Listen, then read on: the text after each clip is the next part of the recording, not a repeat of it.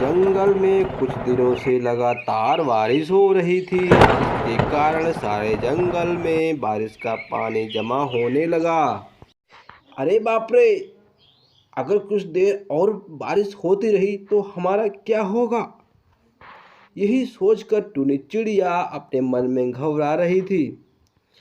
तभी वहां अचानक कालू कौआ आ जाता है। कालू, तुम यहाँ कैसे? सुनो टुनटुनी बहन, हमें यहाँ से जल्द ही निकलना पड़ेगा, वरना हम सब पानी में बह जाएंगे। मगर कालू भैया, मैं अपने अंडों को छोड़कर कैसे जा सकती हूँ? देखते ही देखते टुनटुनी चिड़िया के घोंसले में पानी भर जाता है और टुनटुनी चिड़िया का घोंसला अंडे सहित पानी में बह जाता है। पानी का बहाव तेज होने के कारण टुनटुनी चिड़िया अपने अंडे को नहीं बचा पाती है। हे भगवान, मेरे अंडे की रक्षा करना! देखते ही देखते सारे जंगल में पानी भर जाता है और सारे पेड़ पौधे पानी में डूब जाते हैं और सारे पक्षी एक ऊंचे पहाड़ की चोटी पर चले जाते हैं। कुछ दिन बाद बारिश रुक जाती है और सारे पक्षी अपने अपने जंगल में वापस आ जाते हैं। अब हम क्या खाएंगे? यहाँ तो कोई फल दिखाई ही नहीं दे रहा। लगता है बारिश में सब कुछ नष्ट हो गया। इसी सोच में टुनी चिड़िया बैठी थी और उधर बूढ़े बाबा जंगल से भोजन लेकर अपने घर की तरफ चले आ रहे थे। तभी उनकी नज़र पेड़ के नीचे एक उदास बैठी चिड़िया पर पड़ जाती है। चिड़िया, तुम कुछ परेशान दिखाई दे रही हो। हाँ बाबा, मैं अभी अभी उस पहाड़ से आई हूँ और मैं रहने के लिए कोई घर खोज रही थी। बारिश ने हमारा घोंसला तबाह कर दिया। तभी बाबा ने कहा, तुम मेरे साथ मेरे घर में क्यों नहीं रहने लगती? अरे बाप रे बाप, इतना सुंदर घर है ना? सुंदर घर? हाँ बाबा। तुम्हें पसंद आया? हाँ बाबा। तो ठीक है, आज से यह घर तुम्हारा है। मेरा क्या, मैं तो कुछ दिन का मेहमान हूँ। फिर टुनी चिड़िया खुशी खुशी उसी घर में रहने लगती है। तेज बारिश, बिजली चमक रही है। एक ऊंचे पेड़ पर पिंकी चिड़िया का घोंसला हिल रहा है। अंदर दो बच्चे, रामू और पिंकू बैठे हैं। माँ, माँ, हमें भूख लगी है। हाँ माँ, पेट में चूहे दौड़ रहे हैं। मेरे प्यारे बच्चों, मैं अभी कुछ खाने को लाती हूँ, लेकिन तुम दोनों कहीं बाहर मत निकलना, समझे? माँ, बाहर तो बहुत बिजली गिर रही है। हाँ, इसलिए तुम दोनों यही रहो, मैं जल्दी लौटूंगी। पिंकी चिड़िया उड़ जाती है। बच्चे डर से एक दूसरे को देखते हैं। अगर माँ को कुछ हो गया तो? नहीं पिंकू, हमारी माँ बहुत बहादुर है। पिंकी चिड़िया गेहूं की बालियां लेकर लौट रही होती है। तभी दो शिकारी पक्षी सामने आ जाते हैं। अरे अरे, आज तो हमें बढ़िया शिकार मिला। हाँ हाँ, ये छोटी चिड़िया हमारे पंजों से नहीं बच पाएगी। पिंकी चिड़िया चालाकी से जमीन पर कुछ गिरा देती है और दूसरी दिशा में उड़ जाती है। शिकारी भ्रम में पड़ जाते हैं।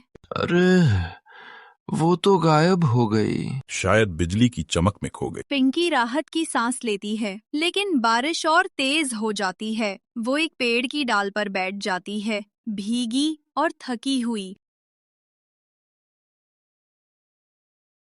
मेरे बच्चे कहीं डर ना गए हों, मुझे लौटना ही होगा। वहीं एक कबूतर उड़कर पास आता है। बहन, इतनी बारिश में यहाँ क्यों बैठी हो? क्या करूं? बारिश इतनी तेज है कि उड़ नहीं पा रही। अभी अभी पास के घोंसले में एक बुरा हादसा हुआ। शिकारी आए थे। क्या? कहीं मेरे बच्चों का घोंसला तो नहीं था? नहीं जानता बहन, पर तुम जल्दी लौट जाओ। अब देर नहीं कर सकती। वो पूरी ताकत से पंख फैलाती है और तेज बारिश में उड़ पड़ती है। घोंसले में बच्चे रो रहे हैं। अचानक माँ लौटती है। माँ आ गई, माँ आ गई। माँ, तुम भीग गई हो। कुछ नहीं हुआ मेरे लालों को। देखो, तुम्हारे लिए बालियां लाई हूँ। वह बच्चों को खाना खिलाती है। बच्चे खुशी से चहचहाने लगते हैं। माँ, तुम सबसे बहादुर हो। नहीं बेटा, माँ तब तक मजबूत रहती है जब तक उसके बच्चे मुस्कुराते हैं। कश्मीर के जंगल में बंटी कबूतर अपने परिवार के साथ खुशी खुशी रहता था। एक दिन जोरों की बारिश हो रही थी। टुनटुनी, तुम पिंकी का ख्याल रखना, मैं अभी खेत पर जा रहा हूँ। सुनिए जी, बाहर कितनी तेज बारिश हो रही है, साथ ही बिजली भी चमक रही है। ऐसे में आपका बाहर जाना ठीक नहीं होगा। नहीं टुनटुनी, तुम फिक्र ना करो, मैं जल्दी ही घर आ जाऊंगा। नहीं जी, आप थोड़ी देर रुक जाइए ना, बाद में चले जाना। देखो टुनटुनी, अगर हमारे खेत में पानी भर गया तो हमारी सारी फसल बर्बाद हो जाएगी। नहीं जी, मुझे काफ़ी घबराहट हो रही है, मैं आपको बाहर नहीं जाने दूंगी।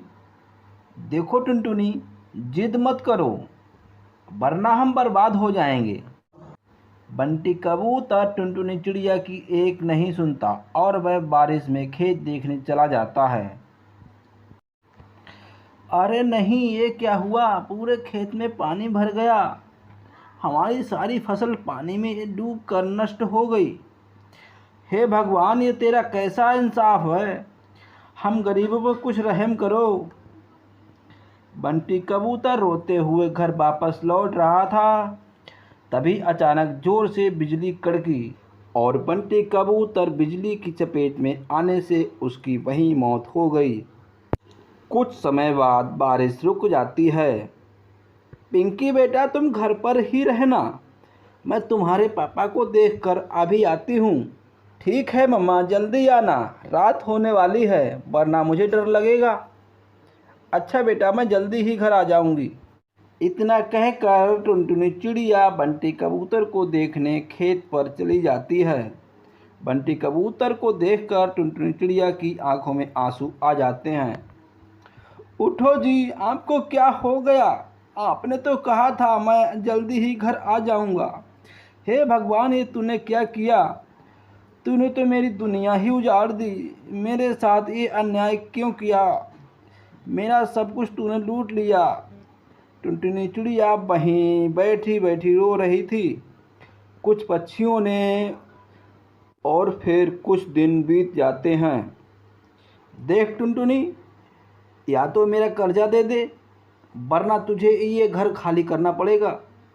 कालू भैया, मुझे कुछ दिन की मोहलत दे दो, मैं तुम्हारा सारा कर्जा चुका दूंगी। नहीं टुनटुनी, मुझे आज के आज ही पैसा चाहिए। मैं इतनी जल्दी कहाँ से पैसा लाऊंगी।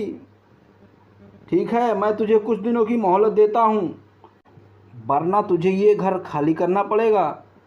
हे भगवान, अब मैं कहाँ जाऊँ, मेरा घर भी कालू कौआ छीन लेगा अगर मैं उसका कर्जा नहीं दूंगा। यही सोचकर टुनी चिड़िया एक पेड़ के नीचे बैठी बैठी रो रही थी। अरे, ये किसी के रोने की आवाज़ आ रही है। बूढ़े बाबा कुछ आगे जाकर देखते हैं। क्या हुआ चिड़िया, तुम क्यों रो रही हो? बाबा, मेरा तो जीना ही बेकार है, मेरे जीवन में बहुत कष्ट है। कालू कौआ मुझ बेसहारा को रोज़ परेशान करता है।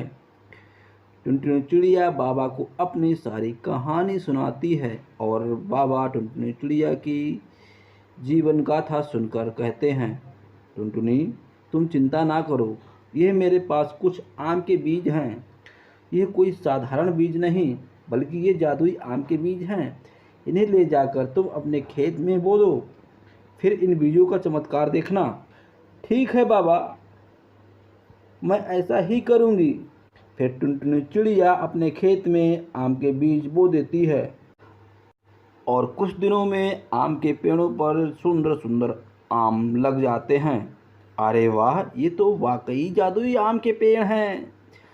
अब इन आमों को बेचकर मैं कालू कौआ का सारा कर्जा चुका दूंगी।